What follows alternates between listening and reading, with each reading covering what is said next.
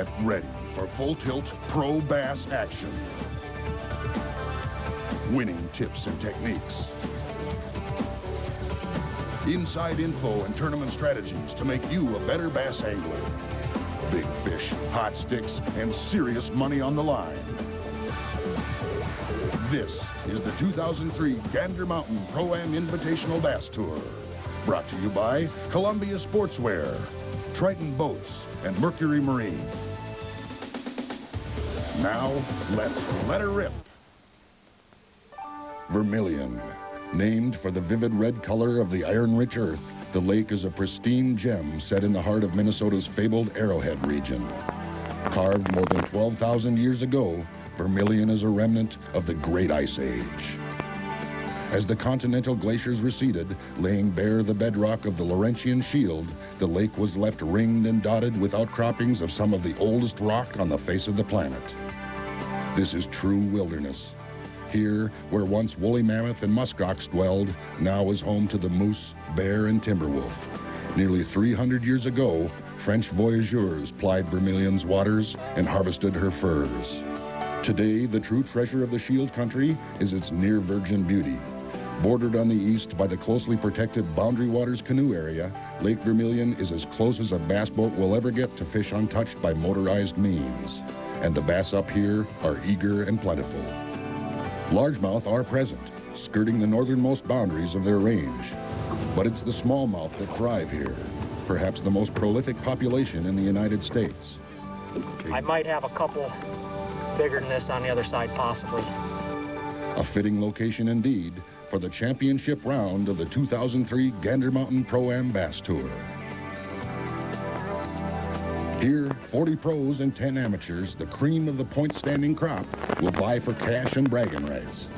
These anglers have battled their way to the top of the field in 4 regular season tournaments. Last spring, on the Mississippi River's Lake Pepin, rising water forced anglers to change game plans on tournament day. The weather was clear and calm, but the pre-spawn fish had been displaced almost overnight by debris-filled floodwaters. The winning pattern came on a current break created by a rock and sand shoal. First place finisher Pat Martin put a 1-2 presentation together by working the current with a rattle and rapala, followed by a fast-retrieved spinnerbait thrown by his partner. Round 2 on the whitefish chain greeted anglers with post-spawn fish in transition from spring to summer locations.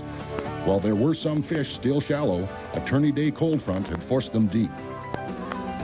Dean Capra, this season's Angler of the Year, won that tournament by locating a school of bass holding on a deep, newly emerging weed bed.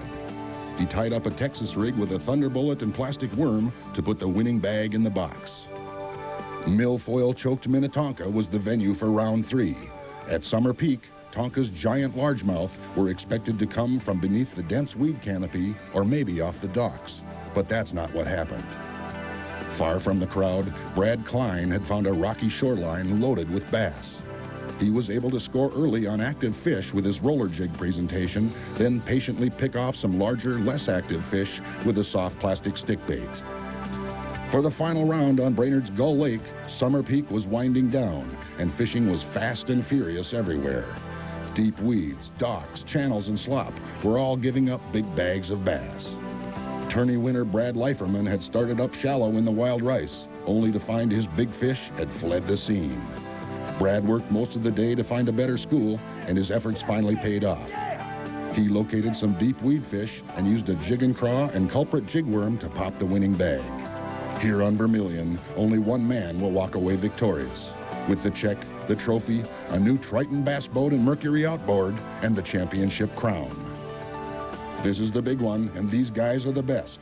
Let's see how it all unfolds in the 2003 Gander Mountain Pro-Am Tournament of Champions. Welcome back. We're here on Lake Vermillion for the first day of pre-fishing. With us today to help guide you through the action is renowned angler and educator Al Lindner. Hi everybody, we're here at the Gander Mountain Pro-Am Championship event on beautiful Lake Vermillion in northern Minnesota. Hey, what a tremendous body of water. It's one of the prettiest lakes in the entire state, but more importantly, it's got a lot of great fishing opportunities, lots of different kind of patterns. There's dockfish, there's pointfish, there's rockfish, there's weedfish, there's shallowfish, there's deepfish, there's woodfish. And these guys are trying to pattern both the largemouth and the smallmouth. Let's get some ideas of what they're looking at, what they expect. Well, right now I'm targeting smallmouth. I've been targeting largemouth all morning. This evening I thought I needed a little bit of a backup, so I'm going to go after some smallmouth. I figured I'd better check out a few of the docks just in case I need to have them. Well, I'm going for the multi-species deal. I'm trying for both largemouth and smallmouth. Usually the smallies will weigh more if you can get them.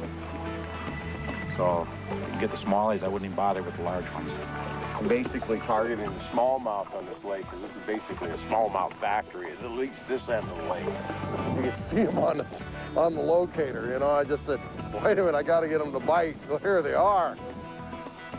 Sometimes you can win strictly with smallmouth, sometimes strictly with largemouth, but normally it takes a mixed bag to win this tournament. Although both largemouth and smallmouth bass are present throughout Vermillion, the two distinct sides of the lake are known to hold higher concentrations of each species. Largemouth on the west side, smallmouth on the east. Because of the sheer expanse of the lake, most anglers will have to decide which end to fish on each day of this two-day event. But which side, which day, which species?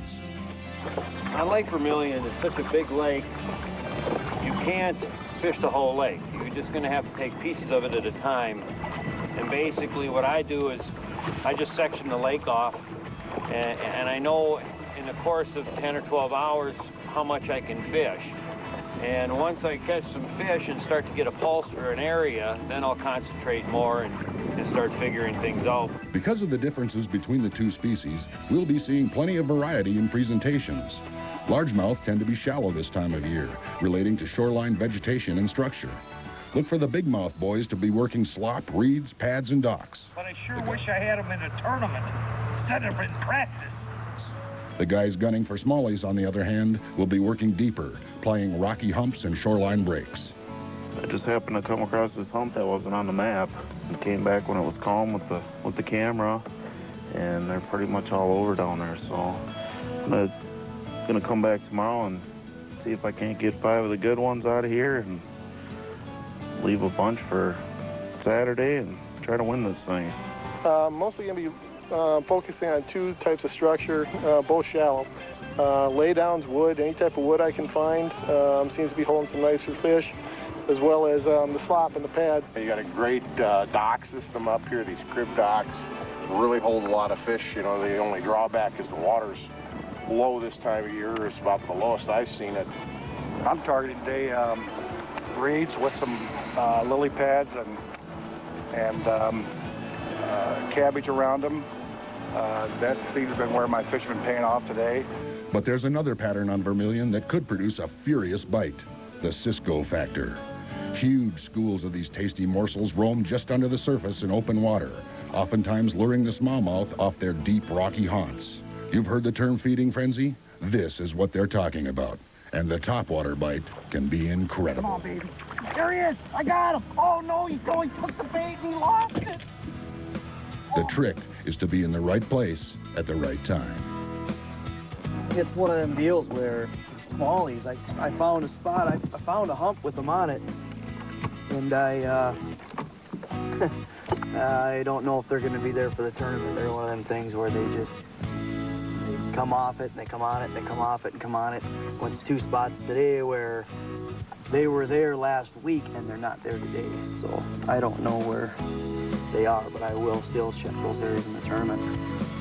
So many options, so many conditions that dictate presentation. Weather, water clarity, temperature. Pre-fishing is all about putting a pattern together, and that's not always easy. Looks like they've had an algae bloom here, at least on part of the lake. It's real green and mucky, and I'll be using a dark colored jig going in along the logs, just trying to pay attention to what they're telling me to do.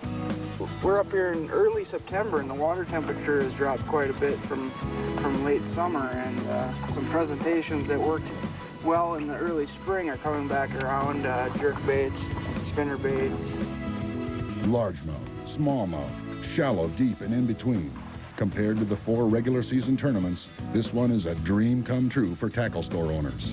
We'll have guys working shallow with frogs and lizards and topwaters, pitching docks with light jigs and tubes, covering cabbage with rattle baits and spinner baits. Moving deeper, we'll see guys throwing jig worms and plastic swimming baits, tossing brush jigs in the wood, working suspending jerk baits and Texas rigged worms and craws. On the deep rocks, look for anglers to be smacking bottom with deep diving cranks and working Carolina and drop shot rigs. In a nutshell, if it catches bass, it'll get wet this weekend. You know, one thing about this lake, it's just huge. It's almost impossible to cover it all. So you kind of have to pick an area and try to find out what the fish are doing in that particular area. Then look at the map and see if there's other areas that are similar to what you've been catching your fish on. And that's about the easiest way to make it more manageable, because if you come out here and just start trying to cover shoreline or something, you ain't gonna get too far, even in 3-4 days, because there's miles and miles and miles of shoreline. So get ready for a free-for-all. We'll be back right after this for day one action in the championship round of the 2003 Gander Mountain Pro-Am Bass Tour. As the sun peers over the pines on the pristine Canadian Shield, anxious anglers await the big day. This time they'll be fishing alone, without the benefit of a partner.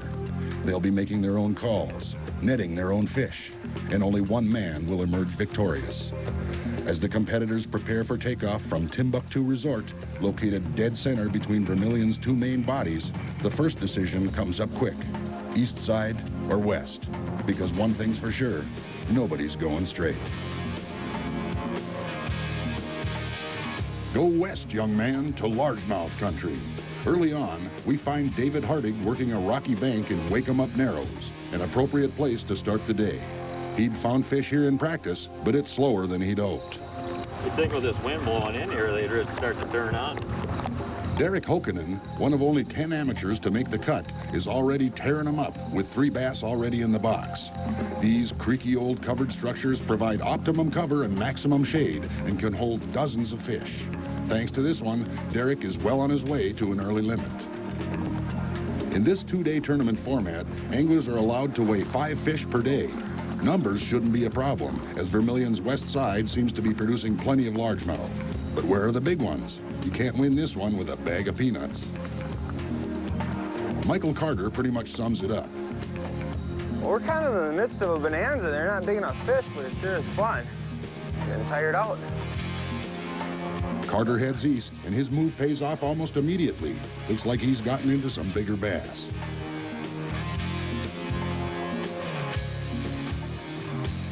Of all the anglers who ventured west, Ron Linder is the only one who managed to find a school of big largemouth. Got about 13.5, 14 pounds now. What I need, of course, is to get to the 15, 16 mark. I just about played this out over here. I'm carrying one that's 2.4 in there. I need some 3-pounders now, and I got one about 5. I need to cull up, and the way I'm going to do that, I'm going to go looking at some browns now. I think I know where they're at. He's got some good ones in the box, but he's fished out his spot. Time to shift into smallmouth gear. Moving through the Narrows past the Timbuktu weigh-in site, our cameras spot Jeremy Keel. He's working the shallows just around the corner from the landing. What's up with that? You know, a good tournament fisherman never lets adversity get to him.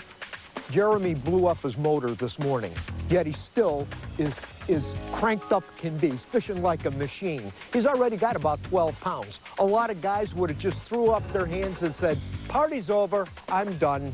It would be really cool to see him cash a big-time check after that. Good luck, Jeremy. We'll stop back later to see how he's doing. After all, we know right where to find him. As we follow the eastward migration, we come upon Carl Dreyhaus working deep smallies out on East Vermillion's Big Bay. He's had some going, but the big ones just aren't here. It's not much of a fish, but it's 5. Carl's off to look for chunkier fish. Moving ever eastward, we spot Scott Seaton fishing just outside the city of Tower. He's having a pretty good day working deep smallmouth, despite a slow start. This morning started off really slow for me. But I went to an area that I knew I had a lot of confidence in. There were some fish there, and I got lucky. I got one fish that I didn't think I was ever going to catch. I got 5 fish. Just got to get rid of one fish. There we go. That's what we needed. Here's Carl Dreyhouse again. His move has paid off with a good group of larger fish.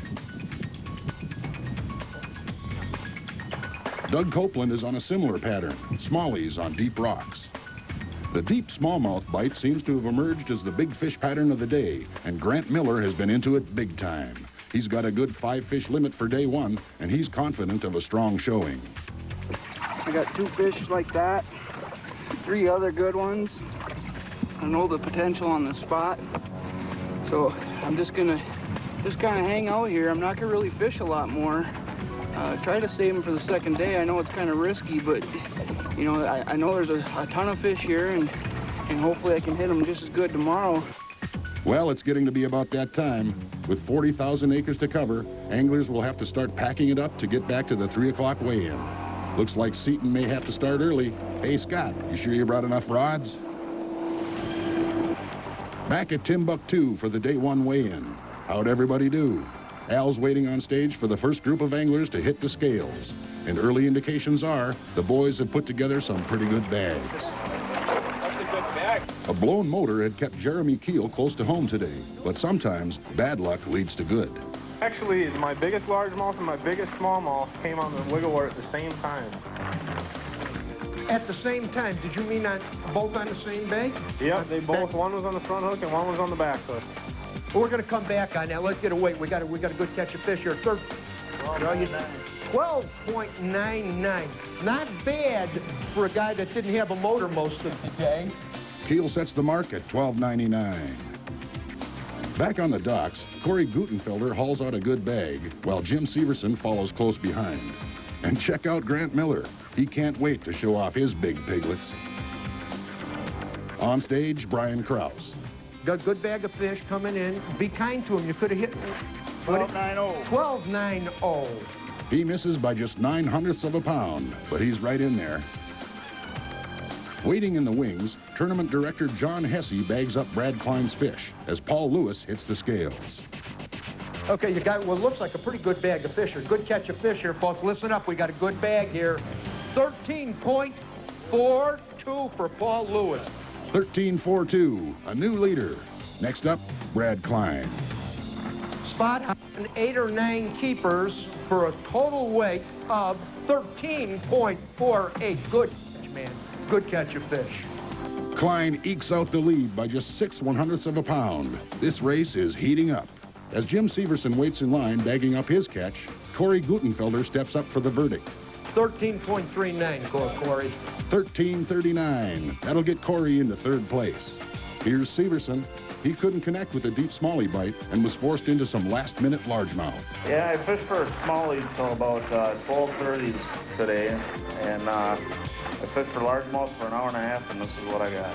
12.88, not bad for an hour and a half of largemouth fishing. A swing and a miss, but not by much. There's only about half a pound separating the top 6 places. It's getting tight. Just off stage, Grant Miller is fired up as he lugs his big bag of bruisers up to the scales. Do we have the makings of a new leader there? Do you think so, Gare?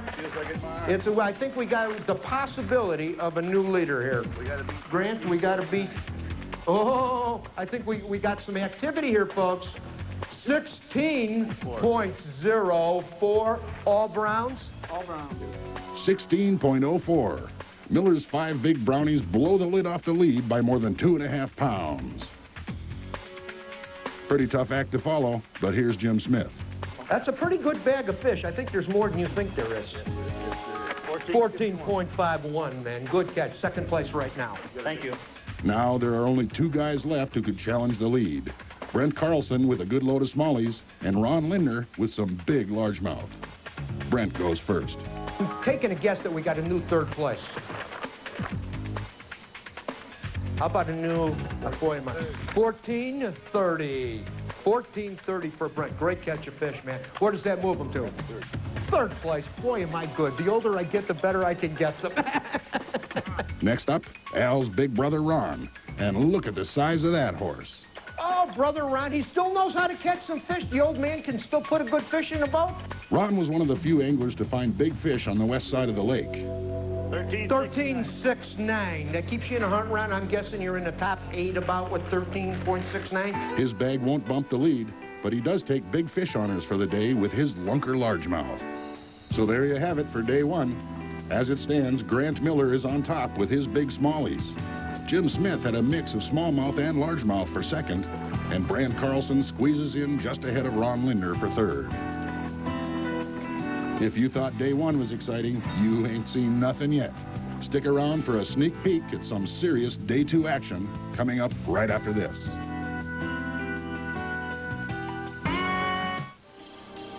It's been a great first day on Lake Vermillion for this two-day championship event. We've seen shallow water largemouth and deep water smallies both playing key roles in the day one standings. And it's a tight one, with all top 10 places separated by less than the weight of one big bass. So what's up for day two? Take a look. He's gonna get this fish. Oh. Come on, baby. There he is. I got him. Oh, no, he took the bait and he lost it. He's right there. Big one. That's our kicker right there. Nothing better than the first fish of the day being a kicker fish. Yes. Woo. Yeah. That's the kind of year. It fell out of his mouth. Now that's bass fishing, and you don't want to miss a single minute of it. Yes. Be sure to tune in next week for the action-packed final round of the 2003 Gander Mountain Pro